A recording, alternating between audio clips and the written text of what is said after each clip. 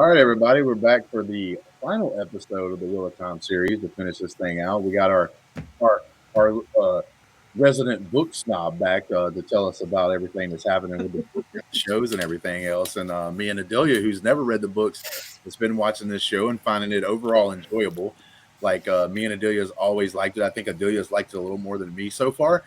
But like she's closer to that, like, oh, I've got to watch like as soon as it comes out, I think level than what I am. I'm getting a little closer to that after the last few episodes. Like I think between season 4 on to the finale, like I got more interested and more into the show during all of those shows and leading up to this finale. The one thing I will say is the thing I've been saying pretty much this whole time is this show isn't at the knock my socks off, like hit a home run for me yet. Like I still want to watch it. I am enjoying it, but it hasn't hit that level for me yet, even with this finale. And we can talk about that a little bit more. But we'll go to Adelia. Like, what's your like overall thing so far after watching this finale for the show? I really like the show a lot. The finale seemed really rushed to me, not knowing the story, and I was very confused at parts of it. So I'm glad that Sean's here and we can clear some stuff up. I overall the show's a 7 out of 10 for me. Okay, not bad. Not bad. That's not bad. The problem is the best episodes of the show are a 9, and the worst are a 3. Okay. And I think this finale for me is a 3 because it's so rushed. They took a lot of things from the show that are really well, or from the books that are really well built up, and that have a lot of weight to them, and they just kind of threw them at the audience, like, "Hey, this is happening now," but you don't know why, and you don't know the significance of it, and you don't, without that significance and without that why, it kind of all doesn't matter. This show really needed like another 2 episodes, or at least another 2 hours somewhere, to kind of give the weight to everything that was going on. There's a lot of really interesting, and it kind of, it's kind of a shame we can't talk about a lot of it without spoiling some of the future stuff. So when we get to spoilers, I'll give a warning, but there's some stuff we can't really discuss the differences or how it relates without spoiling. So this should be interesting. Yeah. Well, we'll just preface it with this, guys. If you're watching right now, we're 3 minutes into it. But if you're watching right now, we'll even put it in the tag. Watch out. There's going to be spoilers. Because, like, I think to be able to break the episode down and be able to break the season down, I think Sean, someone who has read the books like you have, is going to be able to kind of be able to talk freely about some of the stuff that may be a spoiler leading up to it or whatnot. But we also know that not everything they're doing is exactly like the books. That's right. One of the things that some of the book readers don't like, because I've always been a little weird about that. Like, how in the world do we expect people to like 100% like want word for word? Like, why would you care about the show if it wasn't going to be at least a little different, like, and maybe a little subtle changes here and there? I get it sometimes when it's like they almost want to change the whole story up, like it's not even close to what the original is. But like, if you change a character here and there to make it more watchable, like we were talking about, there's a lot of stuff in the books, like if you were reading them, like this journey for where they get to and all this kind of good stuff that like would have been really boring to watch on TV. So that's Some of those things that they kind of went through there, and they kind of have to because it's a show. But like, we'll just start like with me throwing you off like a couple of things, because one of the things I do think, I'm not as down on this episode as you. Like, I overall like the episode, right? It's not at a 3, but it's also not at a 9. It's probably like more towards what you think about the whole series, like a 7 on this episode. It's probably not actually a 3. So I have to preface it by saying the Eye of the World, the first book that this season has been largely based on, is a very strange book to read for a few reasons. So, number one, the author didn't know that he was going to get a full series. Right. He originally planned on writing a trilogy, but he wrote the first book with the intention that, well, maybe this is the only book I get to write in this series. Maybe this series doesn't work, so I have to give the series an ending. Yeah. That's why the first season ends with Rand defeating the Dark One, right? Because if there are no other books, great, we've resolved it, right? Mm-hmm. In the books. In the show, they give us a couple things to go like, hey, this is what's coming in season 2, but that's beside the point. The book 1 ends with a succinct Rand defeats the Dark One. That's not actually what happens, and we'll get into that later when we get into spoilers. But so eventually they said, okay, you can write your series, and so he got those 3 books, and then eventually that turns into 14 books. So there's a lot going on there as far as like this series had to have an ending at the end of the first book. But a lot of that ending is set up by that telling, and the first book is very much just the Fellowship of the Ring with the ending of the Fellowship of the Ring with the ending of Return of the King. Frodo defeats Sauron in throwing the ring into the fire. Rand rejects the Dark One. Same thing as throwing the ring into the fire. And then you have Tarwin's Gap is the battle of the Gate of Mordor that I can never remember what it's called. The Black Gate. The Black Gate. Thank you, Delia. How did I not get there? She's a Lord of the Rings champion, by the way. So yeah, the Battle of Tarwin's Gap is supposed to be the Battle of the Black Gate.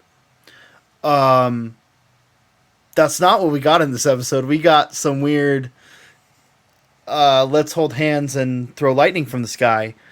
Yeah, I was very confused at all of that. Oh, I'll get into that too, I'm sure. That has a whole other set of issues. So do we have an order to this, or do we just want to start rapid firing? No, okay.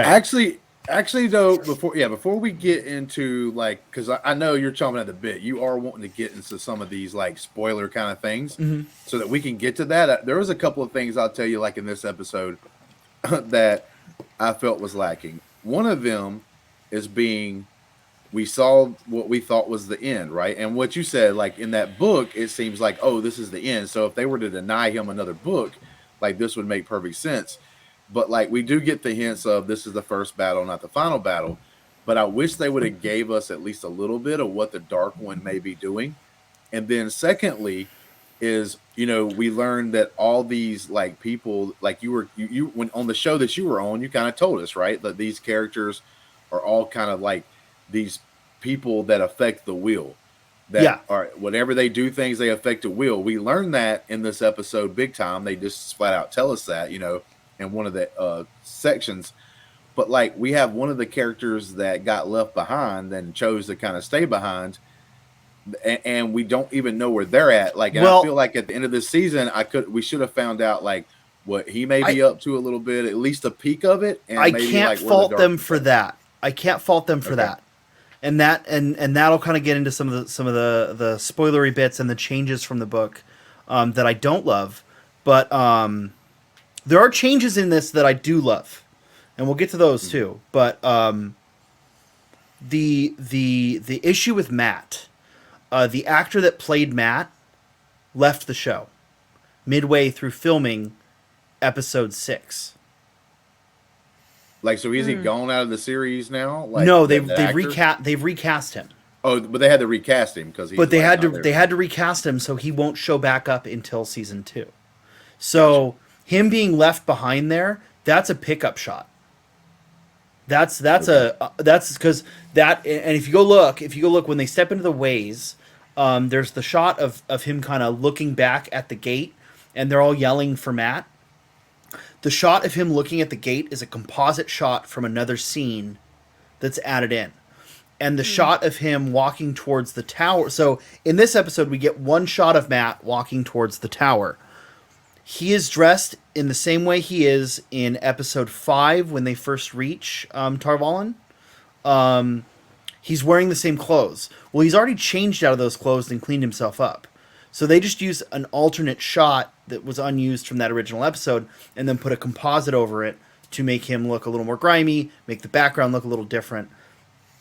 That's a shot from a previous episode. So that was all added in post in order to say, oh, we haven't forgot about this character, but really they were stuck between a rock and a hard place. Similar issue to Tom, and I don't know if we talked about this on the episode. I think we did, the other episode I was on, where the character of Tom, the mustachioed bard that we meet early, that's only there for an episode. He's supposed to be there from episode 1 until episode 4 or 5, whatever episode it is, he fights the Fate in. He's supposed to be there that whole time, but they wanted that actor to play Tom, and that actor was unavailable to film the first 3 episodes. So because of that, they cut Tom's role down significantly, I think to the detriment of the character, because really a lot of the stuff that is important about that character isn't in the show. But so yeah, I can't fault them for the Matt stuff. I wish we got a little more of Matt. I wish that they would have given this series a little more time. I think ultimately the issues with this series are twofold. All of them, ironically, the show being called Wheel of Time, have to do with time. They should have given the viewers more time with the show. They should have given us an extra hour or 2 of the show. And they should have given the production team a little more time to get it ready to go. I think that they were a little rushed in getting it out because they also have the Lord of the Rings show coming out. So I think Amazon was like, hey, let's get this one out. And then we also have Lord of the Rings coming soon. I don't know when that comes out, but soon. Next year. I mean, yeah. Do you feel the fact that the Lord of the Rings show coming out may have hurt this because like Amazon would obviously put more into Lord of the Rings than they would into Wheel of Time? Amazon is absolutely trying to build. So there's a gap in the market, right?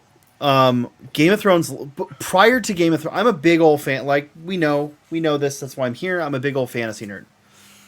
Game of Thrones left a gap in the market when Game of Thrones ended.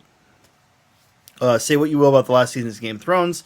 The entirety of Game of Thrones is great. Regardless of the last season, the entirety of Game of Thrones is great. During Game of Thrones, there were a few other adaptations that tried to happen. The Sword of Truth series, which is based on the Shannara Chronicles or Sword of Shannara, whatever that series got a billion names. There was the Wheel of Time. There was the Lord of the Rings in the works. There were a few Game of Thrones prequels. So when Game of Thrones was at its height, a lot of this stuff got set in motion. Prior to Game of Thrones, we didn't really have any good fantasy, right? We had Lord of the Rings, and then we had the Hobbit trilogy. We had a couple weird offshoot fantasies. We had that terrible Aragon series. We've had, the Crimes of Grindelwald, which really is just a crime to cinema, in my opinion. But we have this gap, right? And Amazon is definitely trying to fill that gap in the same way Netflix is trying to fill that gap with The Witcher.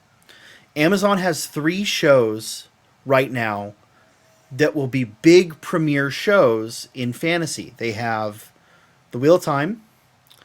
They have The Legend of Vox Machina, which, if you don't know what that is, it's coming out January 28th. Go watch it. It's animated. It's going to be great. That is, if I'm not mistaken, because I know what Vox Machina is, or at least I do. That is the Critical Role animated series. Oh, that's going to be amazing. The story that they told naturally just off of being able to go and watch their YouTube episodes is just really fun. And that's going to be awesome. They just put out like a preview clip, and it's fucking hilarious. So I definitely recommend. It's very adult, so don't watch it with your kids. But so anyways, they've got Lord of the Rings, they've got Critical Role, and they've got Wheel of Time, and then Netflix has The Witcher. Outside of that, there really isn't a whole lot of other fantasy content right now. At least not that's big marquee names, right? That's getting these except huge for Game of Thrones is coming out with their prequel. Like that's the only thing that HBO Max has coming out, as far as I know. Right, and that's still a little ways down the road. And again, that kind of going back to the fact that like Game of Thrones is kind of this weird. It's both like Messiah and Judas, right now for us, because like we were given such highs and then such lows for the final season. In a lot of people's eyes, I don't hate the last season as much as most people. It's poorly done. It's poorly done, but a lot of the problems with that last season are the problems with this season of Wheel of Time. It's not given enough time to breathe. Everything needs to happen immediately. Everything needs to go, go, go, go, go. So for this episode, we get to Faldara, the fortress on the Borderlands. We're not giving any introduction on what the Borderlands are. We're not giving any information on Faldara. Lan clearly knows people there. Episode 7, which I don't know, you guys did a review of episode 7, right? Yeah, we did 5, 6, and 7 because of the whole holiday and all that. Episode 7, in my opinion, was the best episode because we got to spend time with the characters. Now, I have to, in order to talk about episode 8, I'm going to talk about episode 7 a little bit. The scene of when Rand realizes he's the Dragon Reborn. In the books, all of that evidence is laid out in time for us, right? So this reveals it all to the audience in episode 7, but in the books, because the book is told from Rand's point of view, we get all of that as it happens. So our first clue is Tam Althor, Rand's father, having a night terror while he's injured, and saying, we found talking to his dead wife about how he found the boy and all that. So all of that we get early on in the books, and so we know, okay, something's up with Rand. They allude to it a little bit with the episode. They allude to it a little bit with the episode. When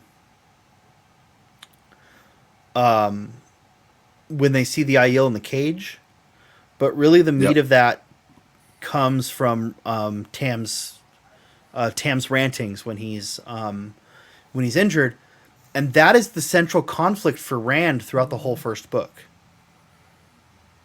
Right. So you have this problem where your central character in the book, you've now not made the central character of the show, because the show has chosen to focus on Nynaeve, Egwene, and Moraine.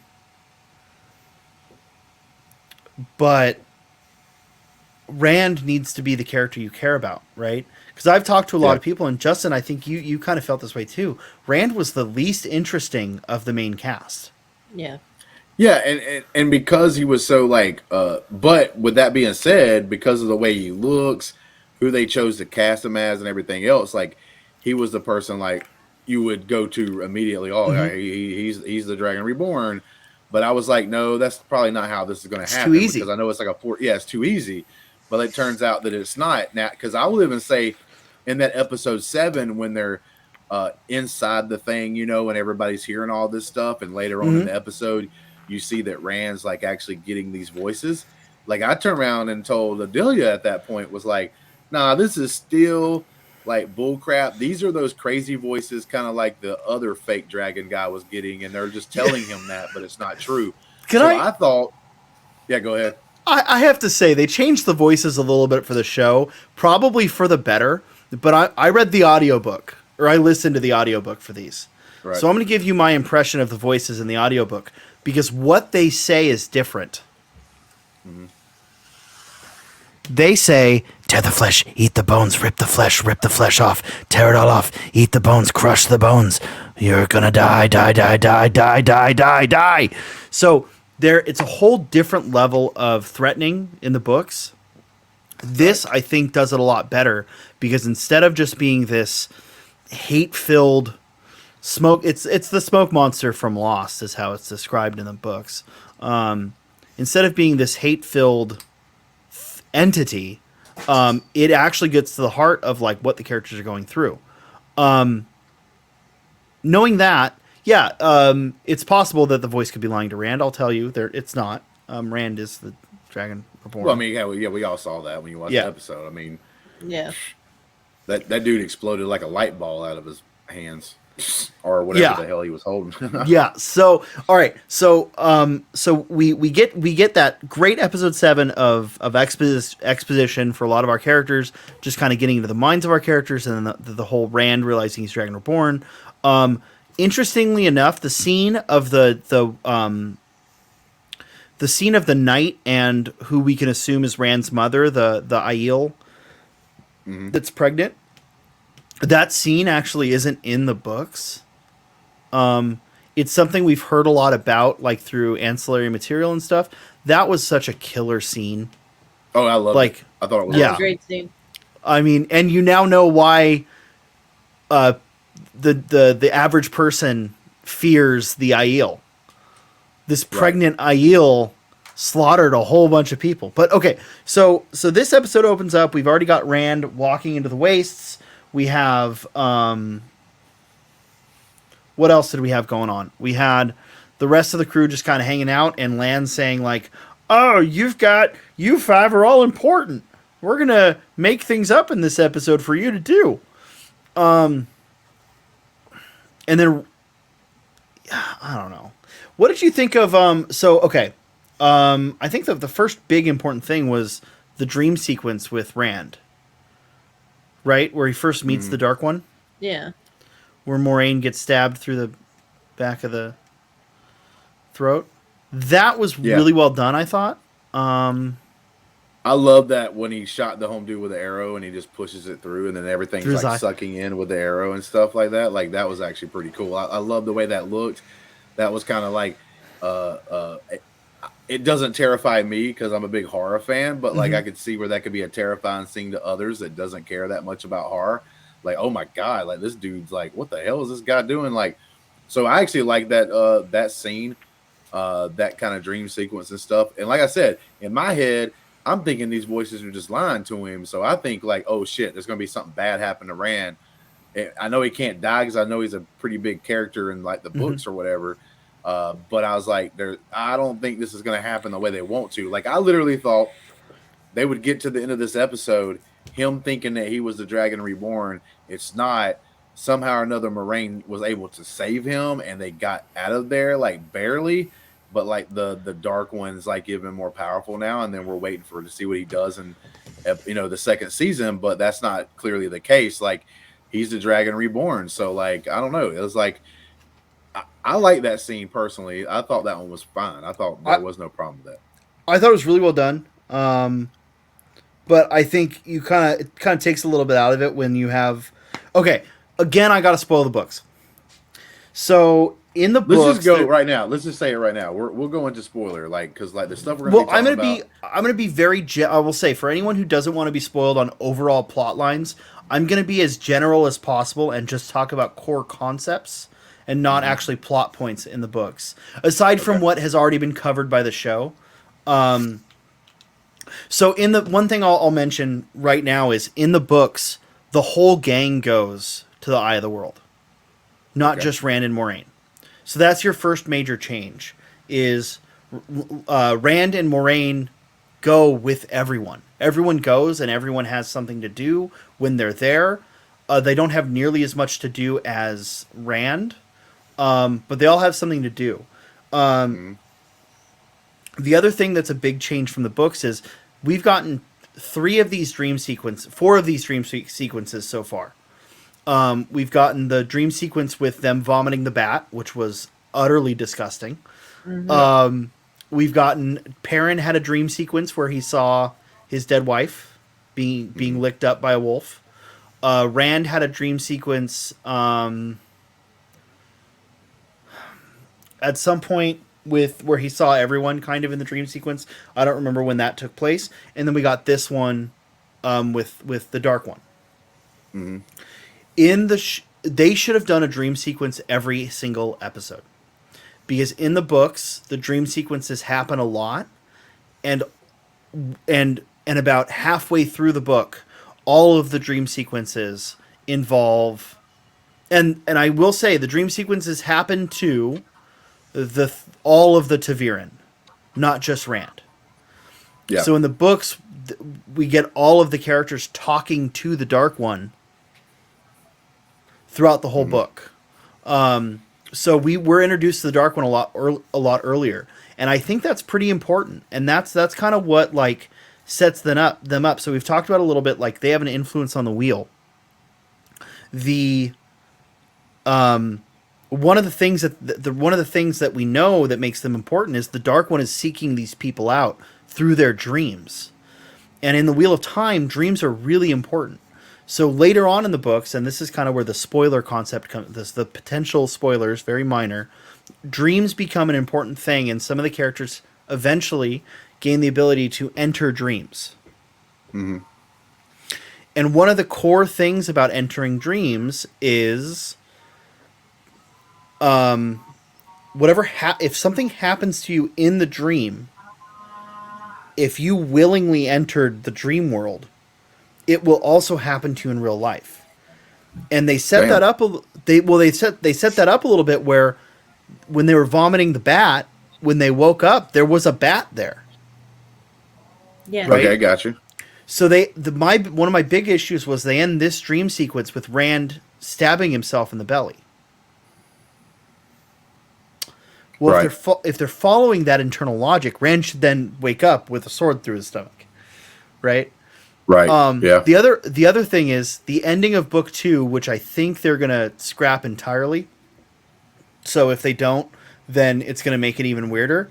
And I don't mind spoiling it because we had this scene, which kind of invalidates the scene from book 2. It takes away that suspense.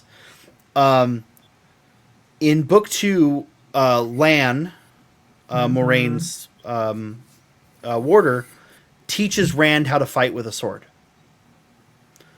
And one of the lessons is sometimes you need to know when to sheath your sword. Right. And sheathing your sword doesn't mean physically actually sheathing your sword. It's a euphemism for sheathing your sword within yourself, right? Act like stabbing yourself in order to win a fight. And that culminates where Rand can't defeat. The second book, spoiler, ends in a second fight with the Dark One, but this one is with an actual sword. And it ends with Rand stabbing himself in order to stab the Dark One. So it's kind of weird Rand already having that knowledge of, well, hey, sometimes to win a fight, I got to stab myself, when that's a whole plot point for the second book, which is why I think that they probably won't use that in the second book, and this is an allusion to it. Right. But either way, it was just kind of weird. That's, again, some of the weird. I thought the blight looked fantastic. That weird foresty bramble. Yeah, I thought that was cool. Very much remind me of Mirkwood. What's the one? You're talking Hobbit, about Dark Adelia? Forest? Mirkwood. Mirkwood. Yeah. So, yeah, it reminded me of Mirkwood a lot. A lot more condensed, but reminded me kind of Mirkwood. It was cool to see the Seven Towers and have them explain, like, hey, that's Lan's homeland. And it's now been encroached by the Blight. But, okay, the crux of this story. Let's talk about the Rand stuff and then get into the other stuff. Yeah. Okay. Okay. So they get to this weird pit thing, and there's a symbol on the floor, and Rand says he recognizes the symbol because he had been there before, or a past incarnation of him had been there before. And this Which, episode, by the way, did you find the symbol look a lot like the if I was going to play Blue in Magic the Gathering? well, Justin, I'll have you rethink of the symbol again. Let me see if I can pull. I'm gonna pull the symbol. Okay. It kind of does, but it actually has an even more relevant real world reference to it. Dragon's Fang, Wheel of Time. Okay, so there's actually two symbols. So there's the Dragon's Fang and the White Flame of Tar-Valon. Okay. Okay. So, the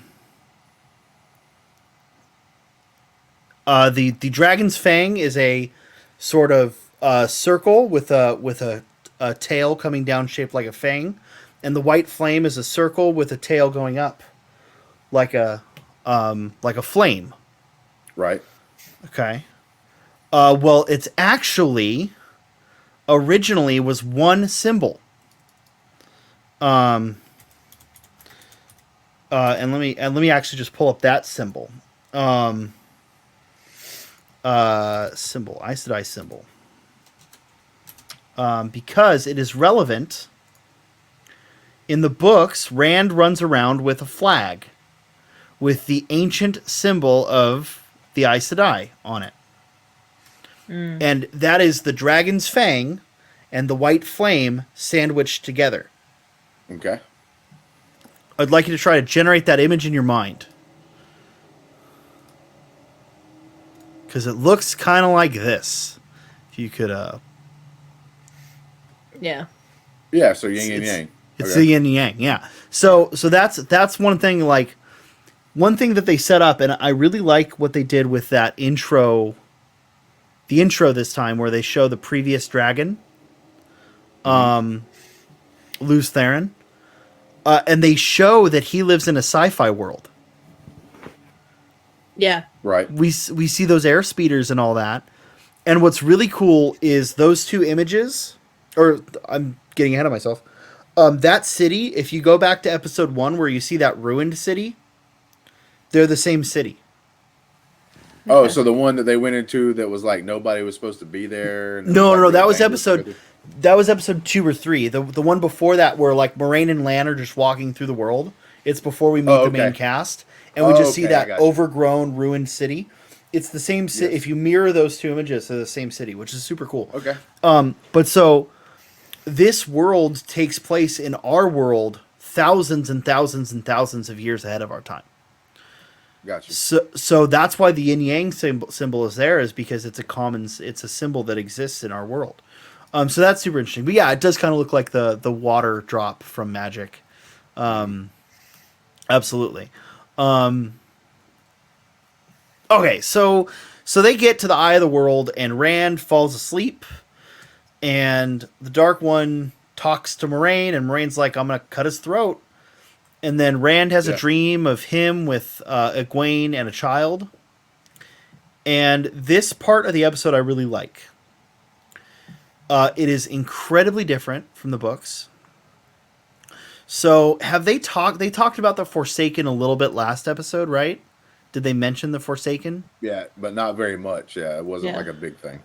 So the Forsaken are the servants of the Dark One. They are incredibly powerful channelers. And in the books, there are 3 Forsaken at the Eye of the World. Or rather, 2 Forsaken and the Dark One. Okay. So in the books, you have this big fight between Moraine, Egwene, and Nynaeve, and the Forsaken, because they're the 3 that can channel. And while it's the fight between Egwene, Nynaeve, and Moraine, and then the 2 Forsaken, while Rand deals with the Dark One. Mm-hmm. And it is not a... it's a lot more like the ending of Harry Potter, where it's just 2 wands clashing. Mm-hmm. And it's a lot less metaphysical, where like this kind of has that, dream sequence, which I thought was really interesting. But also, the Horn of Valir that they find in Fal Dara is at the Eye of the World. Okay. So they find the horn at the Eye of the World. But instead, they split the party. They put half of them here and half of them there. And they kind of took a lot of the action out of the Rand scenes. Right. Which is weird. Yeah,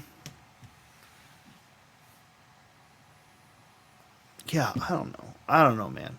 I'm talking a lot. Tell me to stop talking whenever you want me to stop talking. Nah, you're good, because like I feel like this is almost like taking a class, because some of those things like in there is, now that I'm kind of seeing like what you're saying there, it kind of makes what I saw, and kind of validates a little bit about what I was thinking about and stuff. Like they did separate them and Rand and them, and like he basically, like, I don't know if they did that because they wanted to put Rand as like the, like, you're right, they didn't set up Rand very well, I don't think, in this whole series. At least with him making that decision, like the very last of episode 7 going into episode 8, it looks like, well, no, this dude's a true hero, because like he just stepped up to save all of his friends, because like we were being told the whole time that if they go, everyone's gonna die except for whoever is the Dragon Reborn. Like, so to us, especially us that didn't read the book or anything, to us, like, he basically was sacrificing himself to save everyone, which then now you're like, okay, cool, like this guy's like a true hero because like what he's doing, he's stepping up. And then like you get the scene where it shows his mom, right, like whooping ass, like even that was a great scene, whooping ass even while being pregnant and whatnot, and going through there and doing that thing. Like now you're like, okay, cool, there is something special about this dude or whatever. Is he truly the Dragon Reborn? We'll find out. We ended up finding out, like I said, at the end of this episode. But there's the things like the gaps, like there's, you explain the Matt thing because like basically the actor left or whatever, but it's like, I don't even know if maybe they didn't even have to show his face, but kind of like almost hinted at, like maybe you see the back of a person, and we see where Matt's at least at or something. Like, no, we see him. We see him in this episode. Now, where was he at? He was at Tarvalon. He was headed towards the White Tower of Tarvalon. So where Moraine, the tower with all the Aes Sedai. Oh, so he's like heading back to like, well, yeah, because he's heading back to the tower that they left at. Mm-hmm. Yeah. Okay, so, and then, so all right, so we got that, and then, like I said, the Dark One gets dissipated. Basically, they hint at this is only the first battle, but it's like, give me a hint where this Dark One's at. Like, obviously he's not gone because, like, if he was gone, the story would be done. It's like, just give me a hint, like a little touch of like what the Dark One may be doing, what the Dark One's true form even may be, right? Because I don't even feel like we've gotten the Dark One's true form in this show. We don't ever. You in have the the human thing, and then you have the weird, like the eyes burning, like whenever he gets shot with the arrow during that dream thing. So we don't ever get the Dark One in the books physically. Right. We get what we got in this episode where he's wearing another face, basically. Right. So this is where spoiler comes in. So who Rand defeated in this episode is not the Dark One. Right. It's a man named Ashamael, who was the biggest rival of Luz Theron.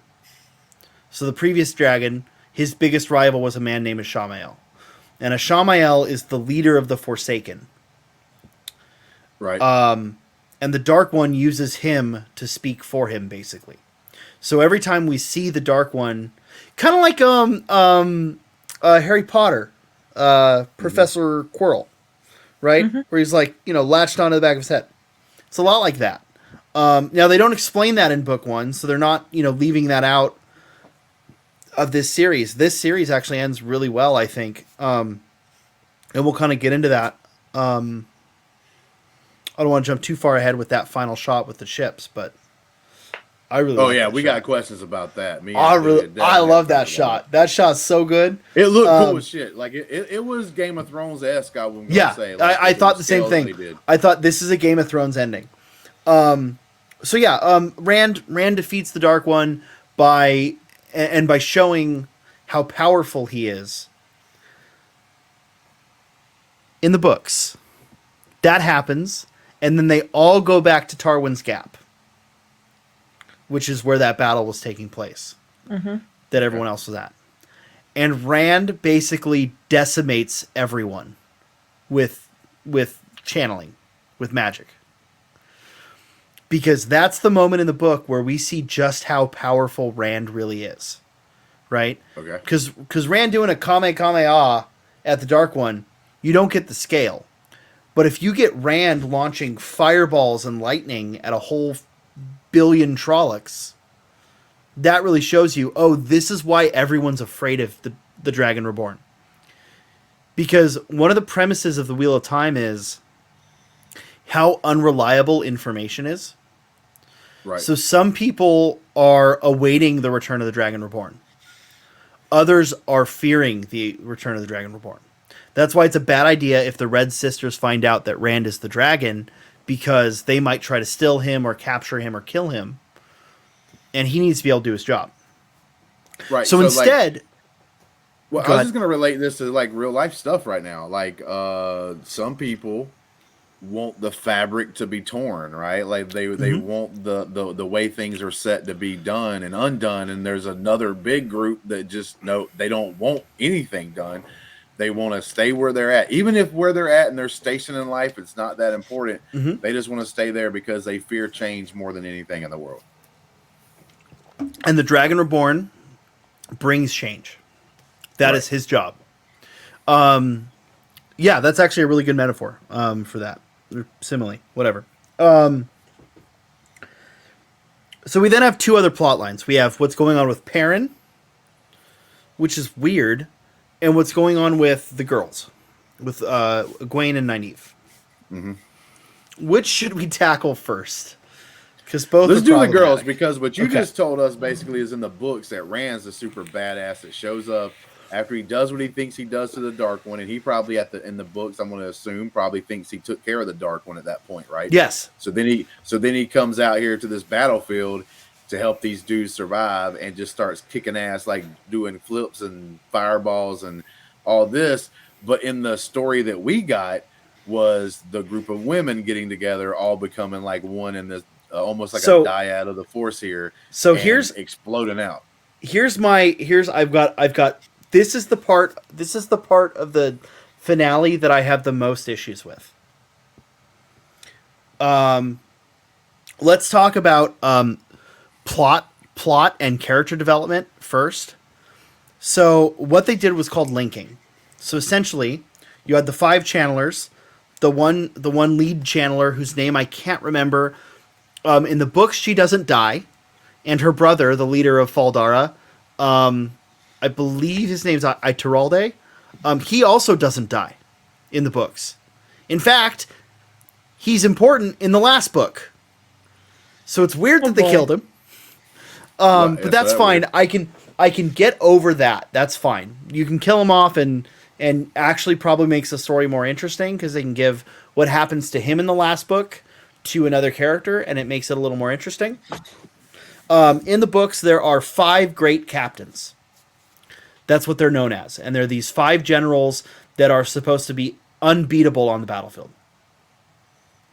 And he's one of them. The guy who dies. The guy who dies. So it's a little weird that they kill him, right? Yeah. So I mean, he got his ass whooped here. He kind of like, yeah. Yeah. So then his sister, he took some Trollocs out, but he got his ass whooped. Yeah. And then his sister, who is this failed Aes Sedai from the tower, she says, "Lend me your power. Let's link and let's kill these Trollocs." Here's the problem with linking. When you link, and you could see this in the episode, Nynaeve and Egwene are helpless. They're literally just there to be a battery for this other girl. Yeah, exactly. So instead of giving... I think what the intention for the changes in this episode, I think the intention was to give each character something to do. But the problem is, instead of giving Egwene and Nynaeve something to do, instead of them making them take the place of Rand in the original story, they made them link with this other chick and be a conduit for this other chick. So what you're thinking is they probably could have did a better thing where they actually let either Nynaeve or the other girl that's like a main part of the story kind of like actually be the one that either was the channeler, like, or was the main channeler, or don't link at all. You didn't need to have the linking at all. Made them be badass, like taking that care of the things instead of having one big explosion like they did with these other girls dying. Sorry. I just want to clarify here. It's Lord Agomar, not whoever I said. Ituralde. Ituralde is someone different. Lord Agomar is the one that that dies. Okay. Sorry. I haven't learned everybody's name yet, so I couldn't correct you at that time. And I know it doesn't really matter if it sounded right. It also doesn't really matter if we get the name right. I mean, it really doesn't. I mean, the character's dead, and ultimately, like, you know, they don't matter. But so, yeah, you could have given that role to you. Could have put Nynaeve or Egwene in charge of the channeling, or had them not link at all and just had them fight with the power. Yeah, just be badass, and a couple of them die that we don't know, like the extra girls there that were dying first. They could have died in battle, and you could have made like both Nynaeve and Egwene like super badasses out there doing their thing, and at least we get a couple of the characters being badasses, right? but it's one of those things. Like, I guess I'm fine with it. I have no issue with it. But it's like we just did the Matrix, like, and Trinity gets all these powers and stuff that Home Dude used to have, and it seems like they, to me, Rand could have made a big point. Like, if he think about this, if those girls would have been out there almost to death, like they're kicking ass and they look very powerful, they're doing their thing, but they're about to be overran, and then Rand were to show up right after defeating who we thought was the Dark One, shows up and starts just shooting fireballs at his ass like you were talking about earlier, like that would have made everybody look big, and Rand would be this big character now. Like you said, all we've seen is him basically explode a bunch of light at one time. Yeah, kind of makes sense, right? Light against dark, but like in this instance, though, it does seem like they probably should have threw Rand in that battle, and like instead of just like them channeling and exploding and killing almost every one of them almost instantly. Yeah, and it also, I mean, and maybe that has the issue. That plot line might have the issue of, oh well, we need the male savior. I think if you show them fighting well enough, that's what I'm talking about. It seems like both of these things, they made that kind of choice, right? Like in Matrix. Yeah. To me, they made that choice to give like the same powers or even make Trinity more powerful. I'm fine with that, but like, some people's going to get on their high horse and say things. But in this show, the way you saying it, breaking it down. But the problem here is like they didn't make the women look badass either. They kind of like they were kind of slaves to the force that they were empowered. It's an interesting choice of words, and here's why. In the books, when they link, and we've seen linking before. When they stilled Logain in episode 4, all the Aes Sedai linked together to still Logain. And that was a very well done scene of that. The issue is, in this one, when you link, you have no control over the power, but you can't get burnt out. So what we see happen to all the other women is they all start to burn out because too much power is flowing through them. The power, and this scene does one thing really, really well. And what this scene does really well is it shows that the power is like a drug. Oh yeah, because that one woman's like, "Oh, I can feel the sun." And I was like, "Oh yeah, all right, girl." You're like, okay, you done got crazy. Yeah. So they do that really well. But what they don't do is when you are linked with another channeler, they can't burn you out. There's almost a physical limit of what they can channel. You'll be cut off before being burnt out. So it's really strange that they chose to burn out all those sisters and then have that issue of Nynaeve and Egwene almost burning out, and then Nynaeve dies from burning out and Egwene somehow resurrects her. In the Wheel of Time, resurrection magic does not work. There is no way to bring anyone back from the dead. And my biggest problem with this scene is once you've killed a character and you have them come back from death, once you physically show a character, there are characters that you think die and come back later. Right, but it's like maybe they get shot with an arrow or something, and like they didn't really die from it, or they die off screen, right? Like it's assumed they're dead, but you don't see them die. We physically saw Nynaeve's corpse with blackened, charred eyes. Yep. And Egwene brings her back to life. This has 14 issues. Issue 1, it lowers the stakes. When someone dies, now we can assume so long as someone who cares enough is there and they can channel, you can bring them back to life. Yeah. Yep. It's a multiverse issue. Yeah. With Marvel. It's like in the third book of the Wheel of Time, fourth book of the Wheel of Time, there's a scene where Rand sees a child die, and he goes crazy trying to bring them back to life. And it's a very important lesson in the books for Rand. Now we can't have that scene because we just saw Egwene bring Nynaeve back to life. Yeah, because it wouldn't make sense. You got the Dragon Reborn, is supposed to be the most powerful thing out there. That's going to change everything. And like definitely, if one of your smaller characters can like bring someone back to life, obviously, he can't. Now I will say this: well, they were dying. That'd be the difference because we did see the one character, her power explode, right, and kind of like heal everyone. But that was more of healing. I don't think anybody was actually dead. No one was dead yet. But the other thing is that Nynaeve, who did that trick, is the healer. Yeah. That's her thing. She's a healer. So why not reverse those roles? Yep. It's very nice that she protected Egwene, because her whole thing is about protecting the 4 other kids. She's like 8 years older than them, so her whole thing is protecting them, making sure they're safe. So it's cool that we had the scene of her. Yeah, she's like the mother of this group. Yeah, somehow standing over Egwene, and that protects her. I don't know. It doesn't make any sense, but I don't know. As non-book readers, did any of these thoughts were like, okay, well, this just lessened this or any of that? Is this at all? I had no idea what was happening. It made absolutely no sense to me. Okay, and that's kind of what I was thinking. Was like, does this even? It's not this show's fault, but because of what Marvel has been doing, like Adelia's had to hear this a lot from me. Is like, oh, come on, nobody ever dies, man. Like people's gotta die to show like how big the stakes are, like you're saying, right? And like when I saw this scene, I was like, oh, here they do. They're gonna do something. But I didn't know this is something that like technically in the books wouldn't be allowed, which then gives me a little bit of hope. Maybe they follow the book rules a little more. Maybe this was like an offshoot. I think you actually see people die, like that they're gone. I think they will. And here's why. So the Wheel of Time is actually written by 2 authors. It's not written by one. It's written by 2. Robert Jordan wrote the first 10 books. No, he wrote 10 books and the prequel,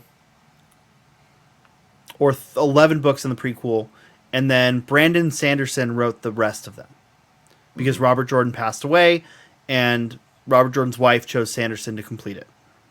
Right. Sanderson did a live watch-along when this episode premiered. Okay. And he had a lot to say about this episode. He's a producer on the show. And he's still openly saying, hey, here's my problems.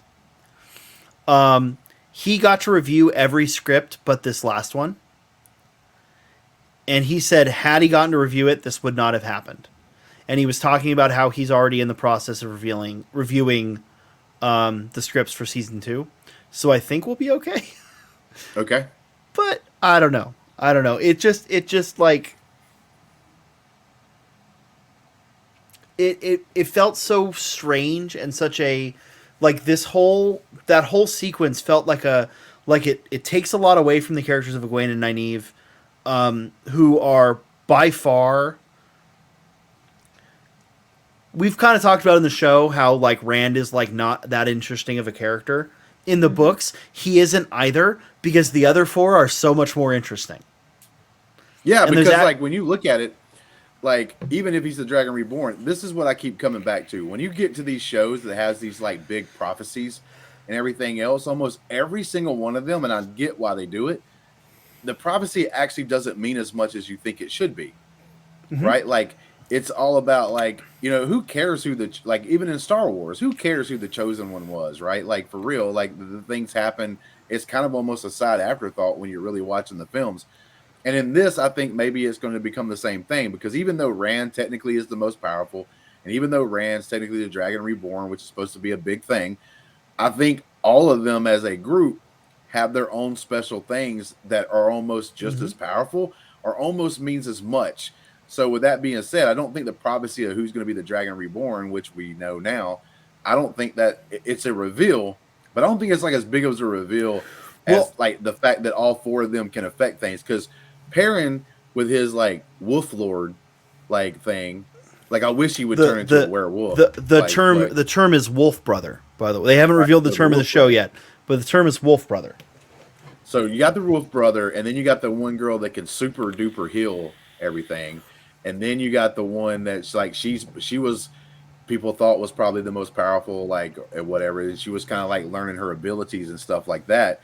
So like you basically, and then you got Rand. So like you got Wolf Lord being the tank, you got Rand being the like warrior fighter, you know, whatever you want to put him as. Like you actually do have this D&D group, and they all like are important to the story. Yeah, exactly. And yeah, Matt's the rogue.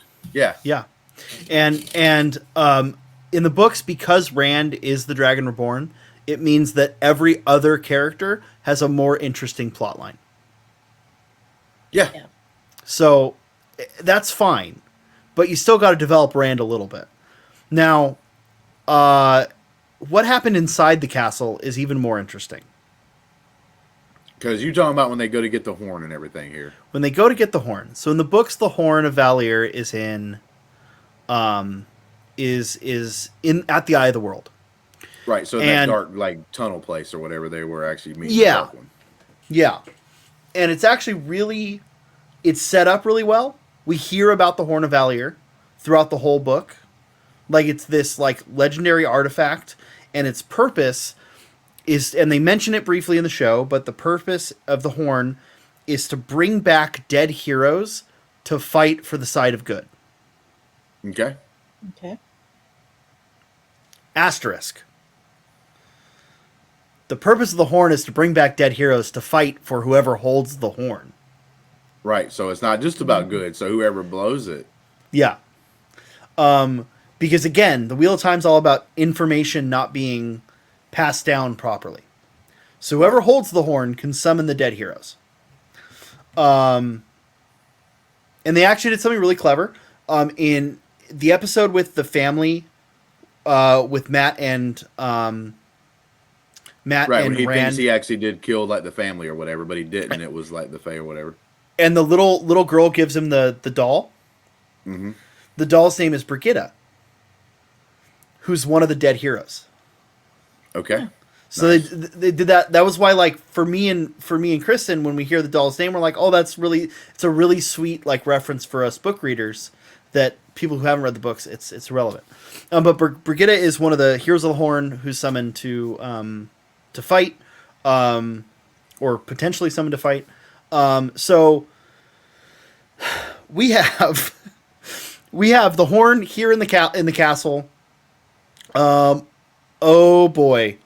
Kristen's going to kill me because Kristen loves this character, and I can't remember his name. The guy with the eye patch. His name is... So one of the guys that was helping get the horn. Yeah. His name is... I was just texting Kristen about him. Let me see. I need to know his name because Kristen's going to kill me. It ends with an O. Roscoe.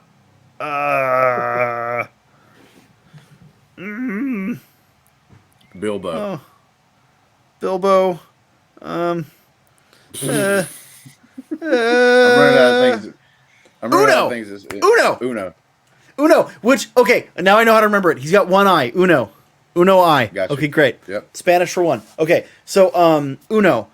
We have Uno and Loyal, and then other characters whose names don't matter. And Perrin, and they're digging up the horn from under the seat. And then Perrin sees Padan Fain. And I think it's really interesting the amount we've seen Padan Fain throughout the series. They've done really well with that. Yeah, they hit him. Because he's this like recurring, Where's Waldo throughout this season. And then he shows up at the end. And we see Padan Fain has the dagger on his hip. From Shadow, whatever that story was. Yeah. So he's got Matt's dagger from Shadow Logoth, and he steals the horn. And he also stabs Loyal, and we see Uno on the floor. And they're not dead. By the way, if you're wondering, they're not dead. The creator came out and said, "Oh, they're not dead. Don't worry. They just got stabbed." Okay, then why show them on the floor like that?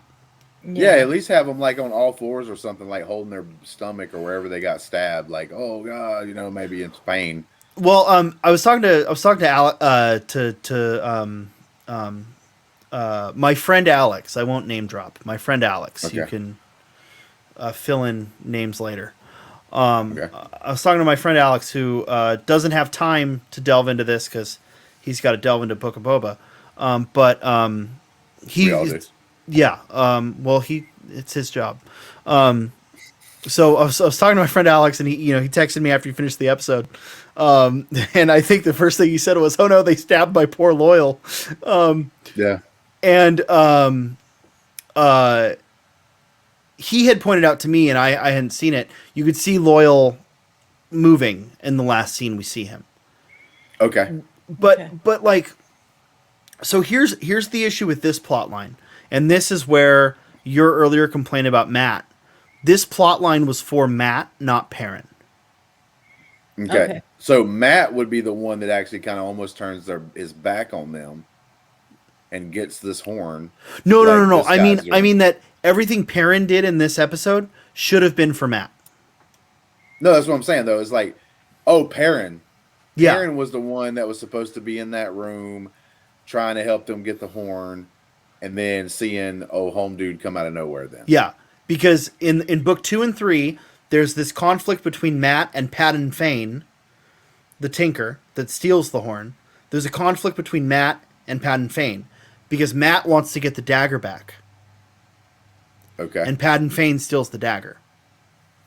Now, right. And now it does make sense earlier in the season then, and it does make sense with what you went, because like the guy had to leave or whatever, like so many episodes in, like that they actually had him and the Tinker guy like talking and stuff, like one of the like first episode, right? Because he shows up at the town trying to trade stuff. Yeah. So now it makes sense. So like, yeah, it should have been him instead of Perrin doing the stuff for the Tinker. Yeah. Okay. Yeah. And so that's just weird. This whole plot line kind of feels like a throwaway. They give Perrin a little bit of interesting development. So one of Perrin's developments you'll see throughout the series is him struggling with being a warrior. And this was set up by the Tinkers with the Way of the Leaf. And it's going to be set up more with as he gets more into his wolf powers. Right. That sounds cool. Because wolves are animals, right? And he doesn't Right. want to be an animal. He wants to be a person. So we kind of get that a little bit. This Paddon Fane scene kind of Paddon Fane's like Perrin grabs the axe or looks at the axe that's in the room. And Paddon Fane says something along the lines of like how quickly you turn to the darkness. Yep. And that's Perrin's struggle. So that does work pretty well. But like all of that should have been set up for Matt. Because Paddon Fane has the dagger. There was probably a cut scene where we see Paddon Fane actually physically steal the dagger from Matt. That we don't get in this. And then he runs off with the dagger. And that's there really isn't a whole lot of meat to that story unless I'm missing something that happened.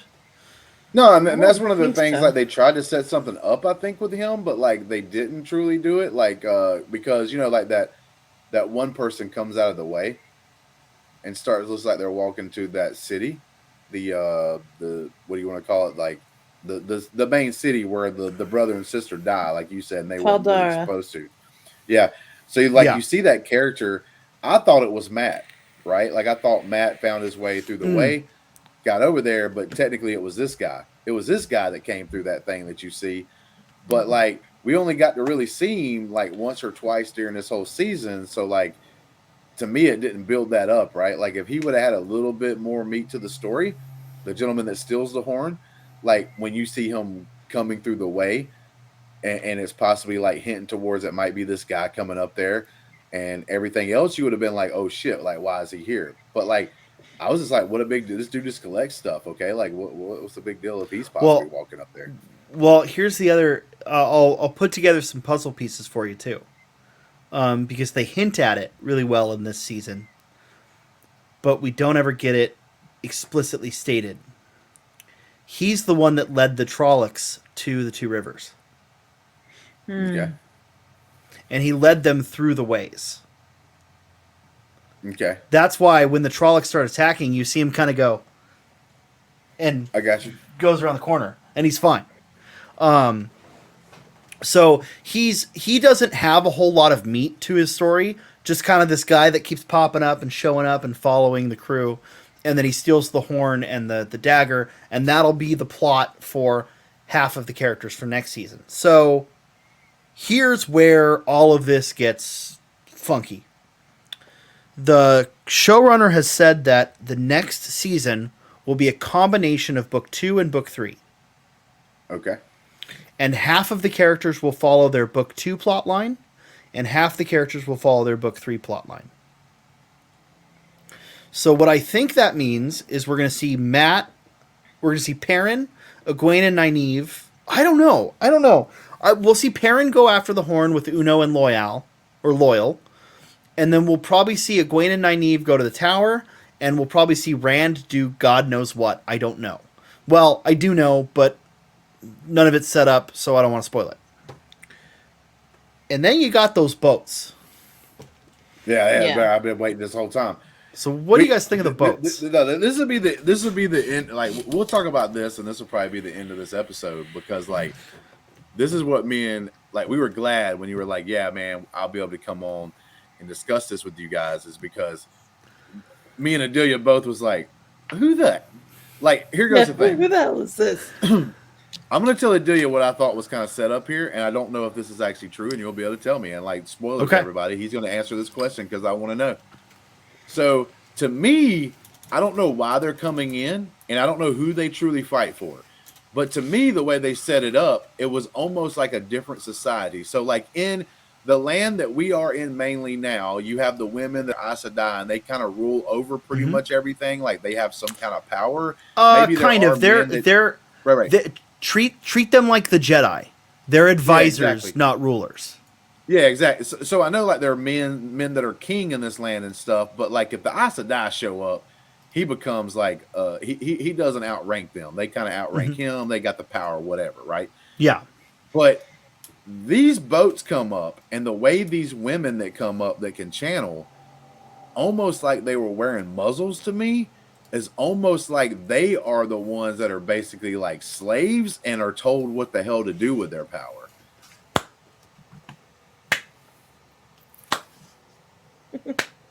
That's correct. So I'm going to point some stuff out here. So see this cool like collar piece? Mm-hmm. And the matching armband? Okay. And the muscles? Mm-hmm. Uh-huh. So these are Suldam and Domani. And you're 100% right. Everything you just said is correct. The Domani, the ones with the muzzles. The muzzles are new to the show, actually. The muzzles don't exist in the books. I like the muzzles. I think the muzzles are really visually. It's visual, like yeah. So in the show or in the books, and I think the reason they changed this is because of certain connotations and whatever. In the books, it is a collar and a bracelet that are chained together. Okay. I like that they changed it. I think this visual is better because number one, it takes away certain like. You can only say slave so much in modern society before someone gets upset, which is fine. So I like this change. And I think that you also have an interesting connotation with them silencing women of power. Right. With the muzzle. I think that's really interesting. So the thing I'll ask you here from this image real quick, before I forget it, is so their women are standing. There's women standing behind them, obviously, with these bracelets on. That they're like the ones I'm guessing like that bracelet thing gives them power. I'm going to take it over the people that are standing in front of them. Yes. Okay. But now in the books, is that supposed to be men and not women? With no. On? In the books, it is women controlling women. Okay. Yeah, and in the books, Domani. So this nation is from another continent. Yep. And on their continent, the Domani willingly go into service. Okay. Because they are taught that what they are is unclean and wrong and that they have to be controlled. So it's a whole culture shock. And they're now coming over to the continent we're focused on. And it's a whole thing. It's a whole thing. Also, look at this guy in the back. Look at that helmet. Look how freaking intimidating that guy is. He's badass. Like, not gonna lie, like he's pretty badass. But like, I will say this: like the women in the background there. So I'm going to assume they can't channel. it's only the people that are channeled that are wearing the muzzles that can actually probably channel and use the power. That the women behind them doesn't have the power, but that's why they have to have the bracelet though to control them. That's a fair assumption. Okay, and can you give us the I mean, I don't know how big of a thing this would be. But the one thing, this is another thing. The end of this episode and the finale, there were a couple of things to where I was like, they didn't really set it up very well. And this is one of them. It looked cool, and I got excited about these people and these ships and this big ass tidal wave that's about to wreck some shop. But no hints of who the hell they are, and no hints of why they're even coming. Why are they coming? All right. Is this because they fight? Are they all dark friends, I guess that you would call them? No, they're not. They're not. They are their own thing. They're called the Sean Chan. Spelt like my name, SeanChan, Sean Chan. They are... So there is a legend in the continent doesn't have a name, so it makes it kind of hard. There's a legend in the main continent of this guy named Arthur Pendrag Hawkwing. What a name. Now, if you know anything about our history, Arthur Pendragon. Yeah. So it's King Arthur. So Arthur Pendrag Hawkwing, or Arthur Hawkwing, was a legendary general of the past, and he tried to conquer the whole continent. And when he failed, he went out west and sailed across the ocean with the remainder of his armies and disappeared.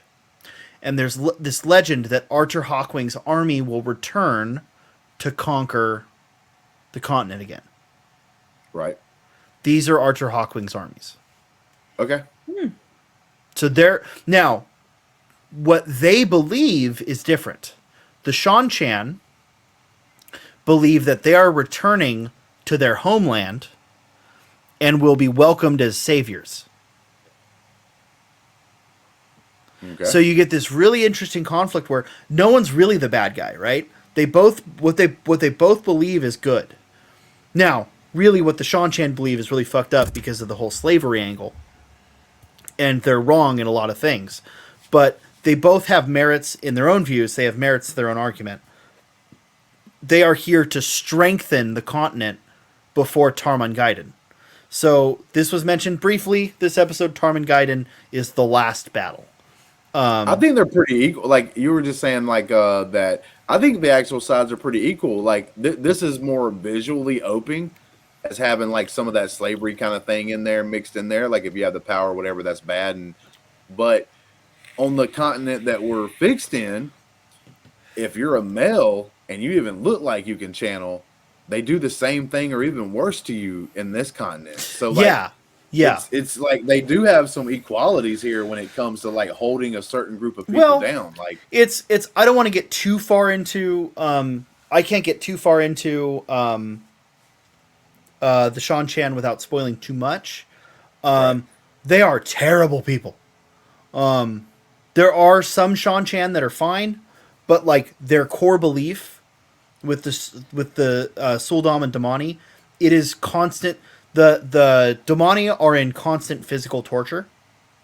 Right. Unless they give themselves over fully. Right. I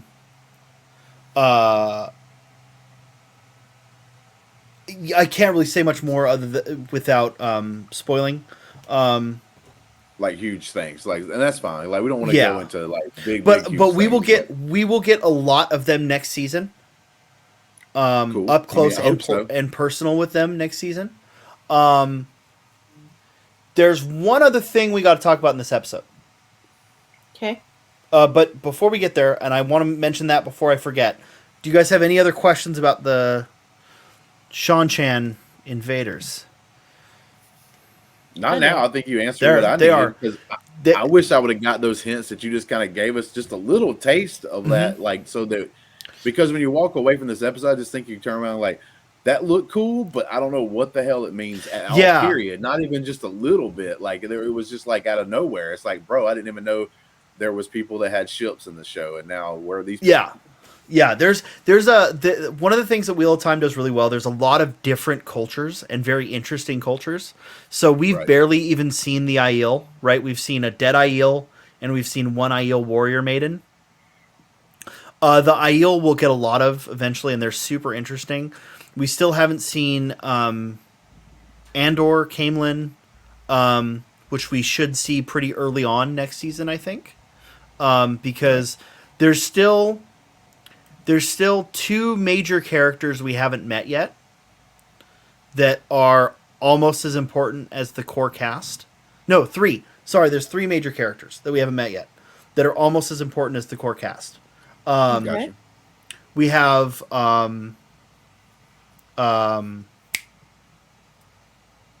Avienda, who is an Aiel. We have well, actually, we've met one of them, Min, the girl from episode 7. And Min we is see ver- her escape Faldara before the battle, right? Yeah, and which I thought was a super interesting character development for her. I think that works really well because she's not a fighter. We see her escape Faldara and go God knows where. But that's fine. She doesn't really show up again until like the end of book 2. So it's fine if we don't see her again for a little while. But after book 2, she's really important.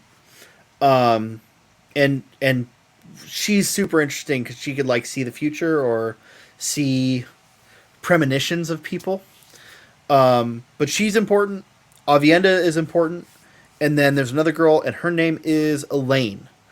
And Elaine is in Camelin. So I know they're going to go to Camelin early because they've already cast Elaine for next season. They announced it early on. And Camelin is supposed to be in book 1. Okay. Because in book 1, they don't go to Tarvalin, they go to Camelin. Gotcha. And they changed that around a little bit.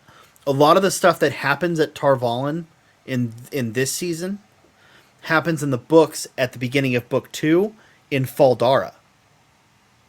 So all the gang meets the Amerlin seat. We first meet the Amerlin seat as readers in book 2 at the start of book 2, and then the horn gets stolen. So all of that doesn't happen until book 2 in the books.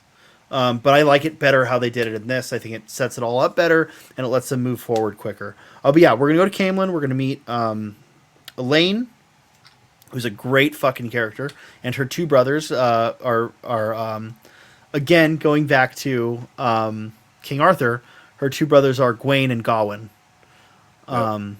who very much are similar to their namesakes. And then their mother's name is Morghese. So we get that whole set of names. Gotcha. Her mother is not evil like Morgaine, though. But yeah, so it's this very interesting setup for next season, I think. And it's going to be very interesting how they juggle these plots. And I think that I was pretty negative on this episode for some of the changes. But a lot of it is because I think this last episode, I think, takes away from a lot of the characters.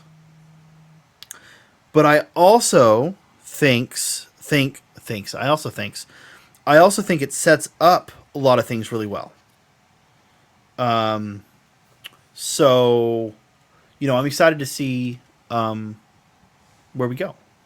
All right, yeah. So, like, the last thing before we get out of here is basically, we'll just go around the horn here real quick and just say, like, your feelings, and are you excited for a second season? Like, will you continue watching the show, kind of thing? I'll start. Like I said, it never got to touchdown status with me yet. Like, but at the same time, like, I feel like I'm driving. Mm-hmm. I'm at the 10-yard line. I'm inside the red zone.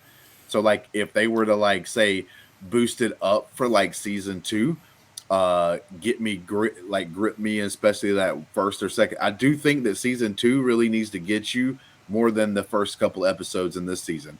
Like, I allowed this season to give me 2 to 3 episodes, to like try to build some of the stuff because it's brand new. Season 2, I want them to grab me almost immediately with that. So I do kind of want that and everything, but I'm definitely going to watch season 2, and I would recommend anybody that watches this review to go and watch season 2, and go watch season 1. It's good. It's good television. Borderline great for me, but I don't want to call anything great, right now. It's really super solid and good for me. So that would be my thoughts. Go ahead, dude. I agree with that. I think I'm still a little more into it than you are. Like, this kind of fantasy stuff is just, it's what I like. It's what I like to watch.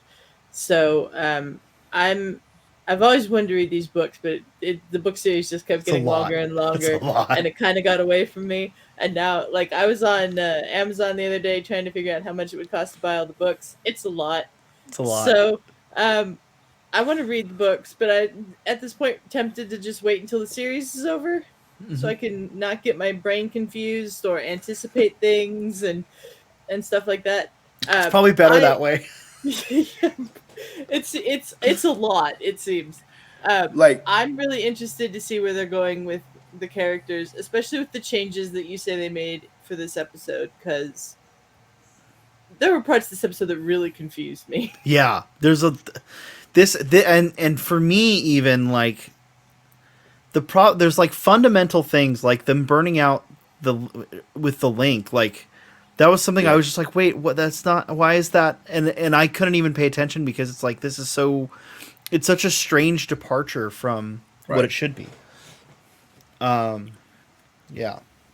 I was just gonna say too, with Adelia, is like I'm actually thinking about because I do Audible, right? So I'm actually thinking about doing like book 1, because now I know they're pretty much done with book 1. Maybe there's some things they could go back and show us, like maybe do some flashback things from book 1 that they like didn't reveal in this season. The big stuff, I think with mainly the big stuff with Camelin. The big stuff with Camelin. There's a good chunk of chapters in Camelin that we've gotten half of in other locations. That's the only thing you're missing from book 1, really. Right. So like I think I can go into book 1 and go ahead and get that taken care of, read, listen to, whatever, and it not like affect me going forward. I think I'm thinking personally about lagging behind. When I think like maybe after season 2, after it's over, just like after this season 1's over with, I'll go to book 1. Maybe after season 2, I go to book 2. Like, and you can go to book 2 and 3 after next season, I think. Yeah. So like just do it slow paced and just kind of lag behind the series. That way, I'm never up front of the series, because that's one of the things I did like about Game of Thrones. I watched the show, then I would read like the book. Yeah. But then, when that whole in season 4, I think it was a Game of Thrones, and they did the Viper, and then I knew that fight was going to happen, and I knew I wasn't that far. I read a full book of Game of Thrones, like in 4 days. That's how hard I hit it. Like, just because I couldn't wait. I could not wait to see what happened to the Viper. Yeah, see, that's my thing, is I will start reading these books and I will not stop. Yeah. So there's nothing wrong with that, I promise. They're great. Yeah. The books, well, and even the first book is really long and it takes a long time to get through. It's really slow. So you never know. You might not get through the first. It took me 3 times to get through the first book. So ultimately, I think this season does a lot better than the first book. The problem is, having read as much as I have, the problem with the first... Bro, you broke some rules. Yeah.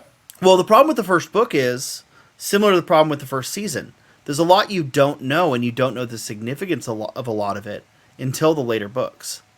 So it's kind of even a weird thing to read, in the same way that this show is. What's really interesting about it is other shows would set that up as a mystery, and this doesn't. It's kind of set up like, oh, you're missing information. Sucks to suck. Yeah. Sucks to be a loser. Yeah. Yeah. Why didn't you read 15 books or 14 books, whatever? Yeah, exactly. So, but yeah, no. I mean, even with that being said, even with you kind of going out of the season with a down note on this last episode and stuff like that, like, so are you excited about season 2? Or are you oh yeah, it doesn't matter how bad it is. like Adelia, I love this kind of fantasy. So even if it's bad, I'll still watch it. Like, Gotcha. because, and part of that's because I want to support fantasy content. I want more fantasy content.